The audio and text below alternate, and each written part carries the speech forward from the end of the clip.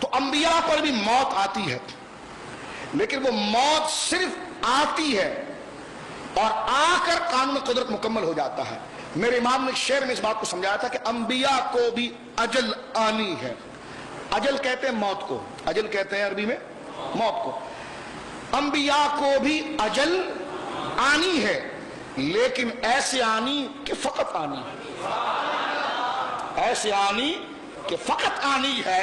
پھر اسی آن کے بعد ان کی حیات مثل سابق جسمانی ہے، یعنی صرف وہ آنی ہے اور یعنی موت آئی اور موت کو قبول فرمایا، موت کا ذائقہ چکا، اس کے بعد روح مبارک دوبارہ بندر میں منتقل کر دی جاتی ہے اور قانون قدرت مکمل ہو جاتا ہے کہ اللہ رب العالمین جل مجدہ نے آپ پر قانون قدرت کو طاری کیا کہ موت آئی ہے۔ تو انبیاء کو موت آنا اس میں اختلاف نہیں ہے، اس موت کے بعد حیات اس میں اختلاف ہے، اور اختلاف کی بات بھی نہیں بنایا گیا ہے۔ ساری امت کا یہ اجماع ہے کہ انبیاء کو موت کے بعد اللہ رب العالمین زندگی عطا فرماتا ہے جیسے شہداء کو عطا فرماتا ہے۔ تو حضور علیہ الصلوۃ والسلام جس عالم میں اس وقت ہیں وہ عالم برزخ ہے، وہ عالم کیا عالم برزخ ہے، لیکن آپ کی حیات جو ہے وہ عالم برزخی والی نہیں ہے، بلکہ آپ کی حیات عالم دنیاوی والی ہے۔ یہ حضور کا امتیاز ہے۔ یعنی عالم دنیا والی سے مراد کیا ہے کہ چلنا پھرنا، آنا جانا، سننا بولنا، جس طرح دنیا کے اندر ہے اللہ نے آپ کو برزخ میں رکھ کر حیات جو عطا فرمائی ہے وہ دنیا بھی عطا فرمائی ہے۔ اب یہ آپ کہیں کہ اتنی تفصیل آپ نے کیوں کی؟ تو میں کہوں گا وہ اس لیے میں نے کیا ہے کہ بد مذہب آپ کے سامنے حیات النبی کا مسئلہ چھیڑے گا تو کہیں ایسا نہ ہو کہ آپ اس کا گلا دبا دیں کہ تو اتنا بدتمیز ہے، حضور کو حیات نہیں مانتا، تو یہ ضرور کہے گا کہ جناب ہاں حضور کو حیات مانتے ہیں، جس طرح بات تو مانتا ہے لیکن جو اصل چیز ماننے کی اس کا انکار کرتا ہے۔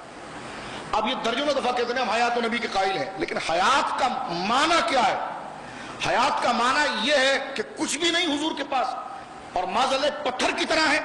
اگر یہ حیات کا معنی ہے تو ہم ایسی حیات کے قائل نہیں ہیں، ہم ایسی حیات کے قائل ہیں کہ جس میں شعور بھی ہے، ادراک بھی ہے، سینس بھی ہے، نالج بھی ہے، علم بھی ہے، تصرف بھی ہے، آنا جانا بھی ہے۔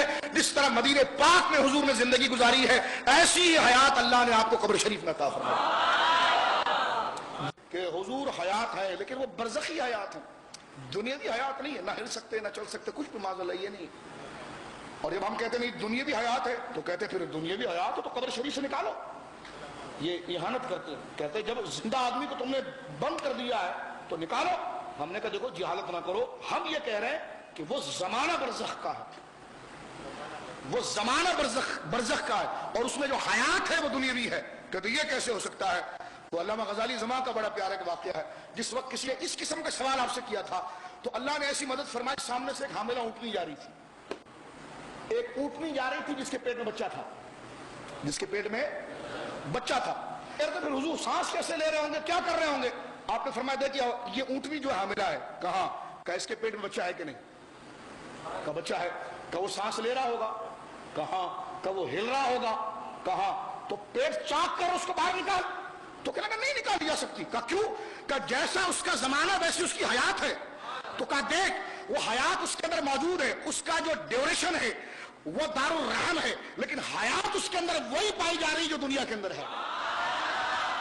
وہ پی بھی رہا ہے، وہ کھا بھی رہا ہے۔ پینا کھانا یہ برزخی حیات نہیں ہے، پینا کھانا یہ دنیاوی حیات ہے۔ تو اللہ کروڑوں رحمت اتارے امام اہل سنت غزالی زمان رازی دورہ رضی اللہ تعالیٰ عنہ کی قبر مقدسہ پر بر وقت برجستہ آپ نے یہ جواب مرحمت فرمایا، اور بالکل موضوع جواب تھا کہ پیٹ میں جو بچہ ہے اونٹنی کے، وہ پی بھی رہا ہے، کھا بھی رہا ہے، لیکن مر اس لیے نہیں رہا کہ اس کا جو ڈیوریشن دور جو ہے وہ عالم ارحام کا ہے، عالم ارحام کا ہے، لیکن حیات اس کی جو ہے وہ بالکل ویسی جیسے دنیاوی ہے۔